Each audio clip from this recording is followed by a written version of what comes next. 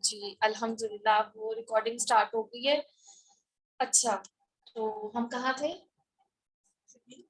جی جو شہید ہو جاتا ہے اگر اس کا آپ کا کوئی قرض ہے تو وہ جب تک ادا نہیں ہوتا تو اس کی جو روح ہے وہ زمین اور آسمان کے درمیان معلق رہتی ہے، یعنی اٹکی رہتی ہے. آپ دیکھیں کتنا اس کا بڑا درجہ ہے. اور اسی طرح نبی صلی اللہ علیہ وسلم جس پر قرض ہوتا تھا تو اس کی نماز جنازہ نہیں پڑھاتے تھے، ٹھیک ہے، جب تک اور وہ ادا نہیں کیا جاتا. تو اب ہم لوگ نماز جنازہ پڑھاتے تھے اور قرض جو ہے وہ آپ کا ادا ہی نہیں ہوتا. تو قرض ایسی چیز ہے اگر آپ لوگوں کا کسی کو پتہ ہی نہیں ہے تو پھر تو وہ سمجھے ادا نہیں ہوگا. تو کسی کو دیں یا لیں تو اس کو ضرور لکھ لیا کریں تاکہ آپ کے بچوں کو یا آپ کے گھر والوں کو پتا ہو، ٹھیک ہے. تم نہیں جانتے کہ تمہارے ماں باپ اور تمہاری اولاد میں سے کون بلحاظ نفع تم سے قریب تر ہے. یہ حصے اللہ نے مقرر کرتی ہیں اور یقیناً سب حقیقتوں سے واقف اور ساری مصلحتوں کا جاننے والا ہے. اللہ کو پتہ ہے کہ کون غریب اور کون امیر ہے، تو یہ سارے فیصلے اللہ تعالیٰ نے خود کر دیے ہیں. باقی جو اس میں چھوٹے موٹے معاملات آتے ہیں وہ ہمیں حدیث سے پتہ چلتا ہے. یہ جو ہے وہ موٹے موٹے ہیں. اور آپ دیکھیں کہ جو وراثت میں جو حصے دار ہیں وہ تقریباً 5 ہیں، ٹھیک ہے. ماں، باپ اور بیوی. اگر شوہر فوت ہو جاتا ہے تو پھر بیوی، اور اگر بیوی فوت ہو جاتی ہے تو شوہر، اور پھر بیٹا اور بیٹی. اگر یہ 5 لوگ زندہ ہیں تو پھر وراثت صرف انہی میں تقسیم ہوگی. ان میں سے اگر بیٹا نہیں ہے تو پھر جو ہے وہ معاملہ آگے جو ہے بہن بھائیوں تک چلا جاتا ہے، ٹھیک ہے. تو تم نہیں جانتے تمہارے ماں باپ اور تمہاری اولاد میں سے کون نفع سے زیادہ قریب ہے، اور تمہاری بیویوں نے جو کچھ چھوڑا ہو اس کا آدھا حصہ تمہیں ملے گا اگر وہ بے اولاد ہو، ورنہ اولاد ہونے کی صورت میں 1/4 حصہ تمہارا ہے، جبکہ وصیت جو انہوں نے پوری کی ہو اور قرض جو انہوں نے چھوڑا ہوا ہو ادا کر دیا جائے. اور وہ تمہارے ترکے میں سے 1/4 کی حقدار ہوں گی اگر تم بے اولاد ہو، ورنہ صاحب اولاد ہونے کی صورت میں ان کا 8واں حصہ ہے. یعنی اگر ان کی کوئی اولاد نہیں ہے تو 1/4، اور اگر اولاد ہے تو پھر 8واں حصہ. اس کی جو وصیت تم نے کی ہو پوری کر دی جائے. اور آپ دیکھیں کیا ہم لوگوں نے اپنی کوئی وصیت لکھ کر رکھی ہے؟ اگر نہیں لکھ کے رکھی تو اپنے جو بھی آپ کی کیا ہے مالی جو بھی آپ کی چیزیں ہیں آپ کی اتھارٹی میں ہیں تو ان کا حساب کتاب لگا کر آپ اس کو لکھ کر رکھتے ہیں. اور خاص طور پر اپنی وصیت جو انبیاء کرام اپنے بچوں کو کیا وصیت کرتے تھے؟ شرک سے نفی کی وصیت کرتے تھے، عقیدے پر پختگی کی وصیت کرتے تھے. اور اس کی بعد جو وصیت تم پوری کر دی جائے، جو قرض تم نے چھوڑا ہو وہ ادا کر دیا جائے. اور اگر وہ مرد یا عورت جس کی میراث تقسیم طلب ہے بے اولاد ہو اور اس کے ماں باپ بھی نہ ہو، یعنی اولاد بھی نہیں ہے اور ماں باپ بھی نہیں ہے، اس کو کہتے ہیں کلالہ، ٹھیک ہے. چاہے وہ لڑکی ہو یا لڑکا تو پھر اس کے بہن بھائیوں کو جو ہے نا وہ حصہ ملے گا. اگر ایک بہن موجود ہو تو بھائی اور بہن ہر ایک کو 6واں حصہ ملے گا.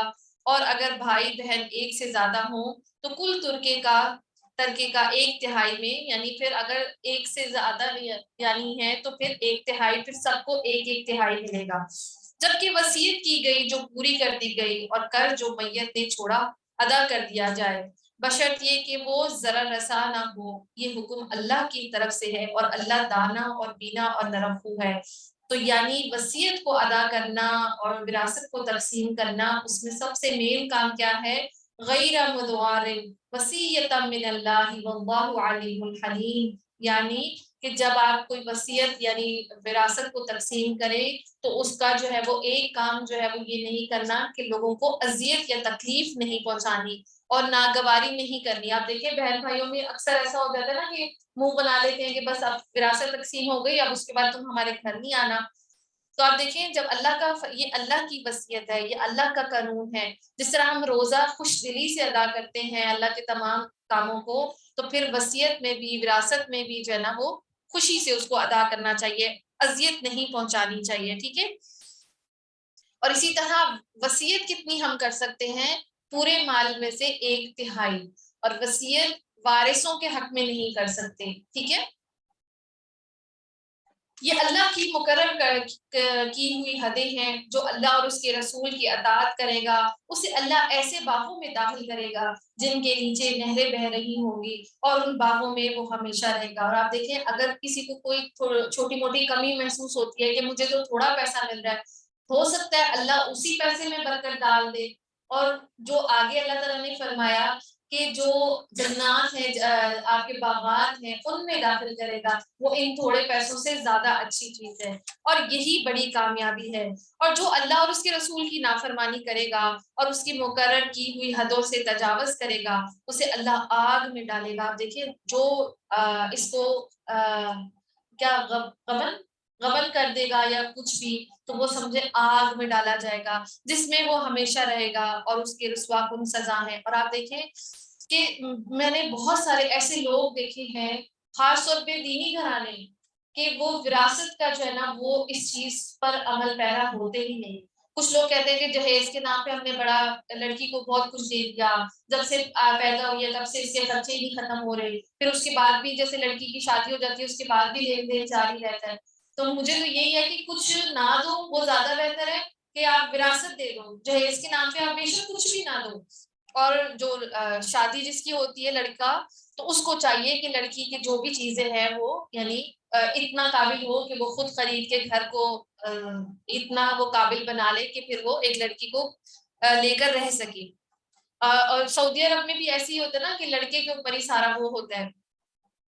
واللاتی یاتین الفاحشۃ من نسائکم، اور تمہاری عورتوں میں سے جو بدکاری کی مرتکب ہوں ان پر اپنے میں سے 4 آدمیوں کی گواہی لو، اور اگر 4 آدمی گواہ دے دیں تو ان کو گھروں میں بند رکھو یہاں تک کہ انہیں موت آ جائے یا اللہ ان کے لیے کوئی راستہ نکال دے. اب یہ والی جو بات ہے یہ جو ہے وہ منسوخ ہو گئی ہے، اب اس کا زنا کا جو ہے باقاعدہ حد جاری ہو گئی ہے. ٹھیک ہے، یعنی یہ پہلے کے دور میں جب وحی آنے سے پہلے جب زنا کی سزا مقرر کرنے سے پہلے تھا کہ ان کو گھروں میں قید رکھو اور تم میں سے جو اس فعل کا ارتکاب کرے ان دونوں کو تکلیف دو، پھر اگر وہ توبہ کریں اور اپنی اصلاح کرنے تو انہیں چھوڑ دو کہ اللہ بہت توبہ قبول کرنے والا اور رحم فرمانے والا ہے. آپ دیکھیں ابھی تک جتنا ہم نے پڑھا اس میں 3 طرح کے لوگ ہیں. ٹھیک ہے، یعنی مخلوط معاشرہ ہے.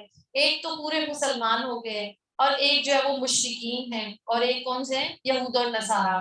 تو اب ان میں ظاہر سی بات ہے کہ آپ نبی صلی اللہ علیہ وسلم مسلمانوں کو تو حد جاری کر سکتے ہیں، لیکن اگر کوئی مرد مسلمان ہے اور اس کو کوئی مشرکہ عورت پسند آ گئی ہے اور اس سے اس نے کوئی غلط کام کر لیا ہے تو یہ سارے معاملات جو ہیں وہ تدریجاً نازل ہوئے کہ کیا کرنا ہے. ٹھیک ہے، کیونکہ آپ دیکھیں کہ ابھی بھی ہماری یونیورسٹیز میں یہی حال ہے نا کہ دوسرے عقیدے کے لوگ ہوتے ہیں تو اس کو پسند آ گیا کیونکہ آپ کے سامنے ہی وہ سب کچھ ہو رہا ہے. تو یہ ساری جو ہے نا وہ سچویشن ہے. ہاں یہ جان لو کہ اللہ پر توبہ کی قبولیت کا حق انہی لوگوں کے لیے ہے جو نادانی کی وجہ سے کوئی برا فعل کر گزرتے ہیں اور اس کے بعد جلد ہی توبہ کر لیتے ہیں. ایسے لوگوں پر اللہ اپنی نظر عنایت سے پھر متوجہ ہو جاتا ہے اور اللہ ساری باتوں کی خبر رکھنے والا اور حکیم اور دانا ہے. مگر توبہ ان لوگوں کے لیے نہیں ہے جو برے کام کیے چلے جائیں یہاں تک کہ جب ان میں سے کسی کی موت کا وقت آ جاتا ہے اس وقت وہ کہتا ہے کہ اب تو میں نے توبہ کی. یعنی اب دیکھیے کہ جو ایک زنا ہے ان کی حدیں جاری ہوتی ہیں تو جب پہلے کے دور میں بھی لوگوں کو سزا دی جاتی تھی وہ سزا جو ہے قبول کر لیتے تھے کہ بھئی قیامت میں ہمیں جہنم کی سزا نہ ملے. تو یہاں پر اللہ تعالیٰ فرما رہا ہے کہ جو توبہ کرنے کے بعد پھر وہ گناہ کرے پھر گناہ کرے پھر گناہ کرے اور یہاں تک کہ اس کو موت آ جائے اور پھر موت کے وقت جو ہے وہ توبہ کرے تو اس کی توبہ قبول نہیں ہے. تو اس کا مطلب ہم بھی یعنی یہ نہ سوچ کے بیٹھے کہ جب ہوگا تو دیکھا جائے گا، تو ایسا نہ ہو کیونکہ موت کا وقت جو ہے نا وہ متعین نہیں ہے تو آج ہی توبہ کر لیں.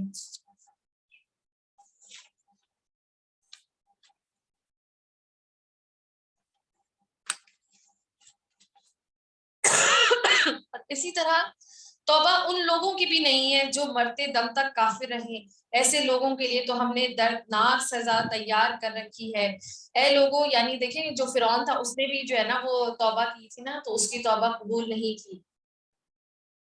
اے لوگوں جو ایمان لائے ہو تمہارے لیے حلال نہیں کہ زبردستی عورتوں کے وارث بن بیٹھو اور نہ یہ حلال ہے کہ انہیں تنگ کر کے اس مہر کا کچھ حصہ اڑا لینے کی کوشش کرو جو تم انہیں دے چکے ہو. آپ دیکھیں کہ یہاں پہ جب جنگ کے بعد اس طرح معاملات پیش آئے ہیں کہ لوگ شہید ہو گئے ہیں، پھر عورتیں بھی مال غنیمت میں ملی ہیں، تو اب شادی کے سارے معاملات اور وراثت کے معاملات وہ سارے ڈسکس ہو رہے ہیں.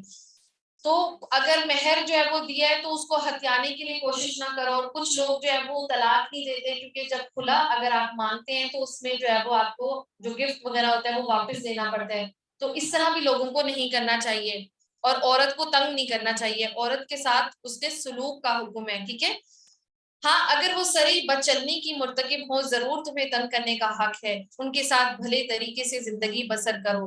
اور اگر وہ تمہیں ناپسند ہو تو ہو سکتا ہے ایک چیز تمہیں پسند نہ ہو مگر اللہ نے اسی میں بہت کچھ بھلائی رکھتی ہو. آپ دیکھیں کہ بہت ساری عورتیں ایسی ہوتی ہیں جو شروع میں ماں باپ کہتے ہیں کہ ہمارے ان کی پسند سے شادی کر دی اور بیٹے کو پسند ہی نہیں ہے وہ لڑکی، تو ہو سکتا ہے یہ شوہروں کے لیے ہے کہ ہو سکتا ہے وہ اچھے اپنے بچوں کی اچھی تربیت کرنے والی ہو، وہ نیک ہو، یعنی وہ کھانا اچھا بنا لیتی ہو، یا وہ شوہر کی فرما برداری کرنے والی ہو. تو جو چیز آپ کو بظاہر اچھی نہیں لگ رہی لیکن ہو سکتا ہے اس کی نسل سے کچھ نسل میں خیر پیدا ہو جائے، زیادہ بچے پیدا کرنے والی ہو، تو پھر یہ معاملات جو ہے نا بڑے بوڑھوں کو اپنے بچوں کو سمجھانے چاہیے کہ اگر ایک چیز اچھی نہیں ہے تو جو اس کی اچھی چیز ہے اس پر فوکس کرو.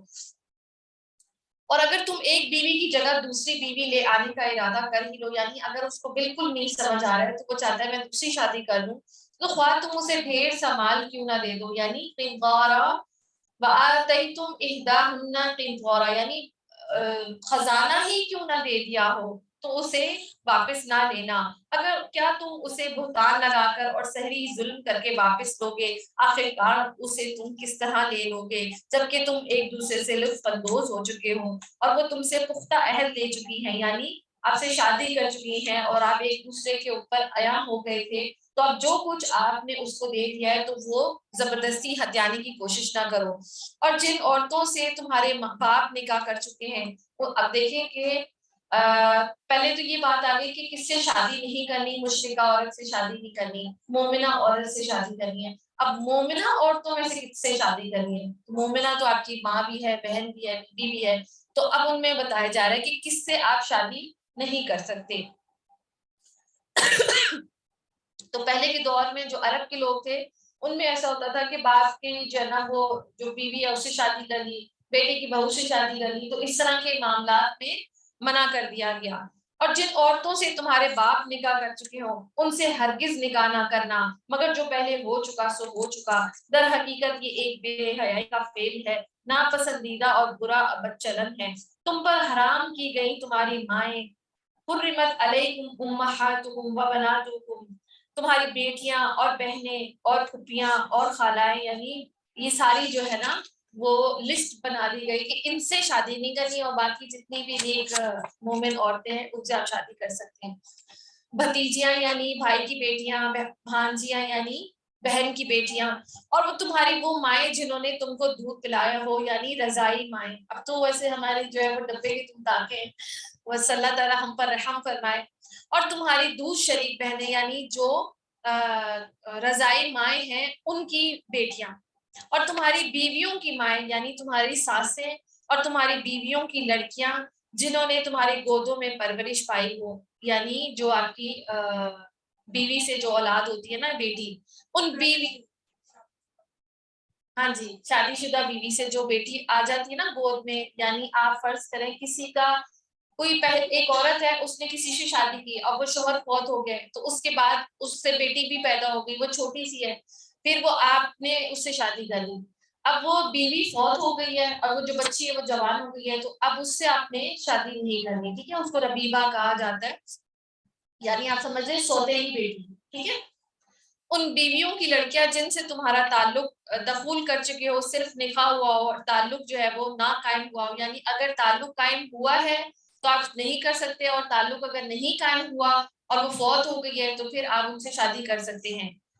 اور تمہارے ان بیٹوں کی بیویاں جو تمہاری سلب سے ہوں یعنی جو تمہاری بہویں ہیں، اور یہ بھی تم پر حرام کیا گیا کہ ایک نکاح میں دو بہنوں کو جمع کرو. اب اس میں بھی تھوڑا سا کچھ لوگ سمجھتے ہیں کہ ایک گھر میں دو بہنیں نہیں آ سکتی، تو یہ جو ہے نا ایک شوہر میں دو بہنوں کو جمع کرنا، تو اگر ایک لڑکی ہے اور وہ فوت ہو جاتی ہے پھر سالی سے جو ہے وہ نکاح کیا جا سکتا ہے، ٹھیک ہے. لیکن اس معاملے میں یہ ضرور احتیاط کرنی چاہیے کہ بھائی اب ٹھیک ہے شادی تو نہیں ہو سکتی، تو اتنا جو ہے وہ آگے جھک جھک کے ملنا اور بہت زیادہ کہ بھائی ہم تو حرام ہیں، تو وہ معاملات کو جو ہے نا وہ کیا کرنا، اس کو کیا کہتے ہیں اوپن کر دینا کہ بھئی جو ہے وہ سالی جو ہے وہ چلے میں جو ہے وہ بہن کے گھر جا رہی ہے، تو یہ معاملات سے بھی بچنا چاہیے، ٹھیک ہے. اس سے یہ کہ لڑکی جو بہن ہے اس کا گھر بھی خراب ہو سکتا ہے. تو بہنوں کو بے شک وہ حرام ہے، لیکن ان کو اپنے بہنوئیوں سے جو ہے نا وہ دور رہنا چاہیے. اللہ بخشنے والا اور رحم فرمانے والا ہے. اور وہ عورتیں بھی تم پر حرام ہے جو کسی دوسرے کے نکاح میں ہو، محصنات، البتہ یعنی ایسی عورتیں جو کسی کی جو شادی شدہ عورتیں، ٹھیک ہے، ان سے بھی شادی نہیں کر سکتے. البتہ ایسی عورتیں اس سے مستثنا ہیں جو جنگ میں تمہارے ہاتھ آئیں. یعنی اگر کوئی ایسی عورت ہے جو یہ کہے کہ میں پہلے سے شادی شدہ ہوں اور وہ لونڈی ہے، تو اب اگر اس کا جو شوہر ہوگا وہ کافر ہوگا تو obviously اس کا نکاح ہی ختم ہو گیا، تو اس سے شادی کر سکتے ہیں. لیکن اگر وہ مشرکہ ہے تو اس سے شادی نہیں کر سکتے، ٹھیک ہے. یہ اللہ کا قانون ہے جس کی پابندی تم پر لازم کر دی گئی ہے. اب پارہ نمبر 5 شروع ہو رہا ہے. والمحصنات من النساء الا ما ملکت ایمانکم کتاب اللہ علیکم. اور ان کے سوا جتنی عورتیں انہیں اپنے مال اموال کے ذریعے سے حاصل کرنا تمہارے لیے حلال کر دیا گیا، بشرط یہ کہ حصار نکاح میں ان کو محفوظ کرو، نہ یہ کہ آزاد شہوانی کرنے لگو. یعنی جو عورتیں تمہارے لیے حلال کر دی گئی ہیں تو ان سے نکاح کر لو، بجائے یہ کہ تم لوگ زنا کرو، تو بہتر ہے کہ تم نکاح ہی کرو.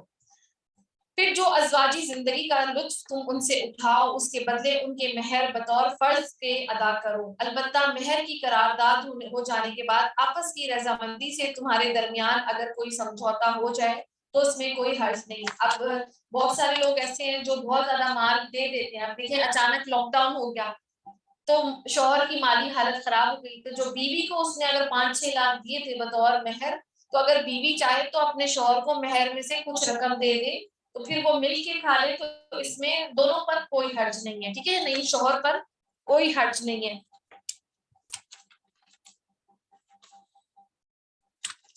اللہ علیم اور دانا ہے. اور جو شخص تم میں سے اتنی قدرت نہ رکھتا ہو کہ خاندانی مسلمان عورتوں سے نکاح کر سکے، اسے چاہیے کہ تمہاری ان لونڈیوں میں سے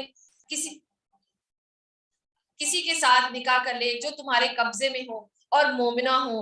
اللہ تمہاری ایمانوں کا حال خوب جانتا ہے. یعنی تمہارے ایمانوں کا جو آپ کے انڈر میں ہے، حکمرانی میں ہے، تو ان کے ساتھ پھر لونڈیوں سے آپ شادی کر لو. تو آپ وہ آپا نہیں آئی ہے نا جو کل پوچھ رہی تھی، آج تھوڑی سی ڈیٹیل ہے،